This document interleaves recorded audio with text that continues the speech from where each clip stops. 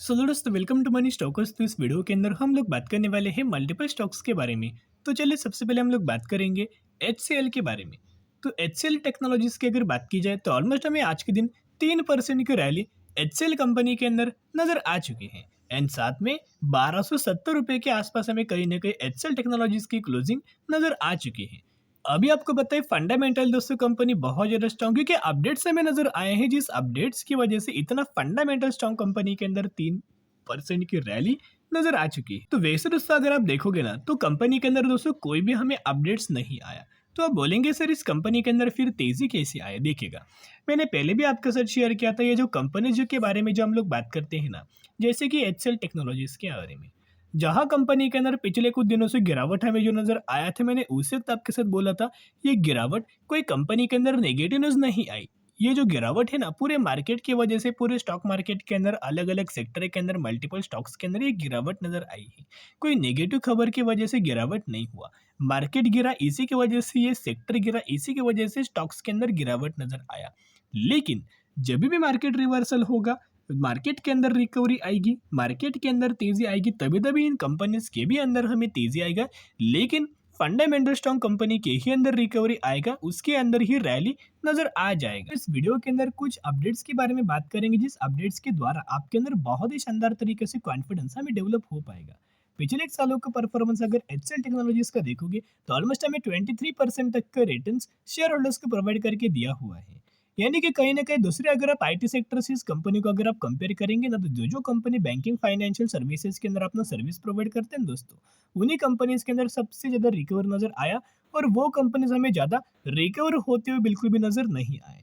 लेकिन जो company banking financial services को अपना सर्विस प्रोवाइड नहीं करता है ना, उन कंपनीज के अंदर तो दोस्तों कोई हमें प्रॉब्लम नजर नहीं आया। फॉर एग्जाम्पल एचसीएल टेक्नोलॉजी बिल्कुल भी दोस्तों बैंकिंग फाइनेंशियल सर्विसेज को अपना सर्विस प्रोवाइड नहीं करता। तो यहाँ आप देख सकते हो जो कंपनी का जो रिटर्न से या फिर को कंपनी का जो रेवेन्यूज है ना, वो एक तो आईटी एंड बिजनेस सर्विसेज से कंपनी मैक्सिमम अमाउंट ऑफ 72% तक का रिटर्न, सॉरी 72% तक का रेवेन्यूज हमें जनरेट करता है। इंजीनियरिंग एंड आर&डी यानी कि रिसर्च एंड डेवलपमेंट सर्विसेज से कंपनी 16% का रेवेन्यू जनरेट करता है। एंड प्रोडक्ट एंड प्लेटफॉर्म के द्वारा 12% के आसपास कंपनी रेवेन्यूज हमें जनरेट करता है। तो यहाँ कहीं आपको दिख रहा है कि कंपनी बैंकिंग फाइनेंशियल सर्विसेज को अपना सर्विस प्रोवाइड करता है? नहीं। फॉर एग्जाम्पल एक और कंपनी पकड़ सकते हो, केपीआईटी। तो केपीआईटी कंपनी भी आईटी सेक्टर से कंपनी बिलोंग करता है। केपीआईटी के अंदर ज़्यादा तो गिरावट हमें नज़र नहीं आता, बिल्कुल भी कंपनी नहीं गिरता। लेकिन जब ये गिरावट होता है, निवेश करने का सही मौका बनता है। आज के दिन आपको एक एग्जांपल मिल चुका होगा, कंपनी गिर रहा था, इसकी मार्केट गिर रहा था, इसी की वजह से कंपनी गिर रहा था। अभी मार्केट रिकवर हो चुका था, 4 से 5% के रिटर्न रैली हमें आज के दिन केपीआईटी के अंदर नजर आया।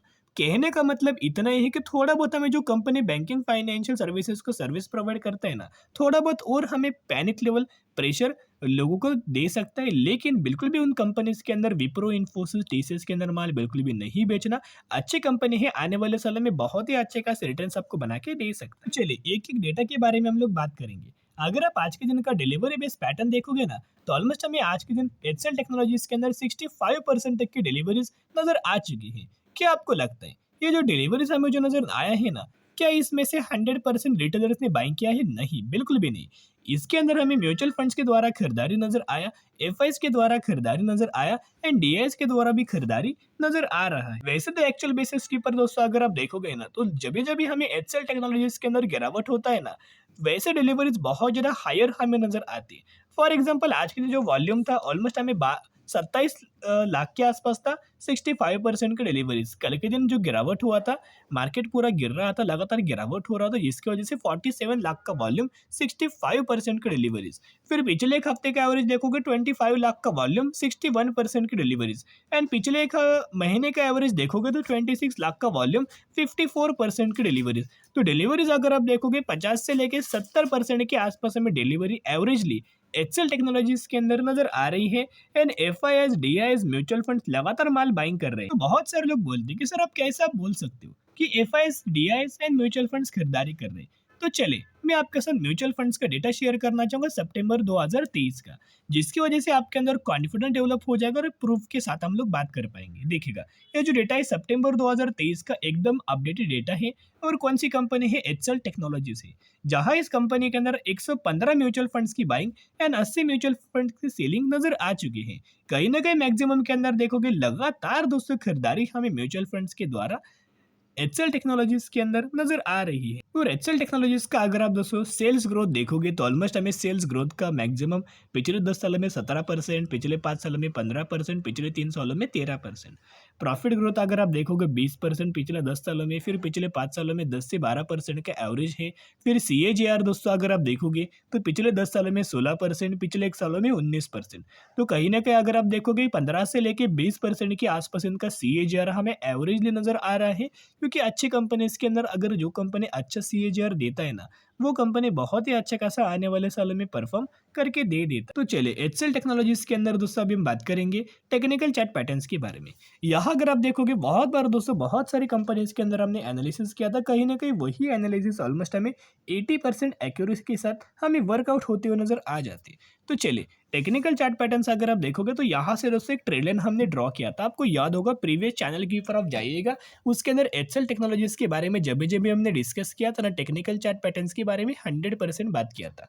ट्रेड लाइन का एक सपोर्ट है, पहले एक बार सपोर्ट लिया, 2 बार लिया, 3 बार लिया, 3 बार लगातार कंपनी ने सपोर्ट लिया और ये था कंपनी का रेजिस्टेंस वाला लेवल। एक बहुत अच्छा पैटर्न का हमें ब्रेकआउट दिया था, कहीं ना कहीं यही लेवल्स के आसपास हमने एंट्री किया हुआ था।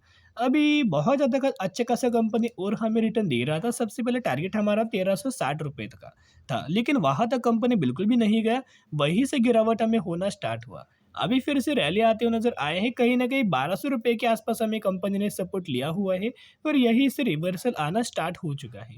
तो सबसे पहले टारगेट 1360 रुपये का, उसके बाद 1450 रुपये तक का टारगेट हमें एचएल टेक्नोलॉजीज के अंदर नजर आ सकता। तो अच्छे कंपनी दोस्तों जरूर buy on the strategy apply करके फंडामेंटल स्ट्रॉन्ग कंपनी को लंबे समय के लिए होल्ड करना।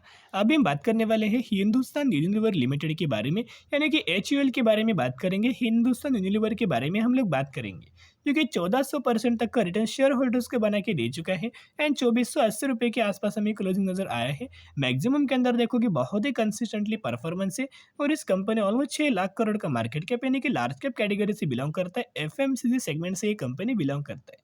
अभी इस कंपनी के अंदर एक अपडेट था, कंपनी ने 1800% तक का डिविडेंड का अनाउंसमेंट दिया हुआ था। तो कहीं ना कहीं आपको इस कंपनी के अंदर ऑलमोस्ट 18 रुपीज़ का डिविडेंड का दोस्तों बेनिफिट मिलने वाला है।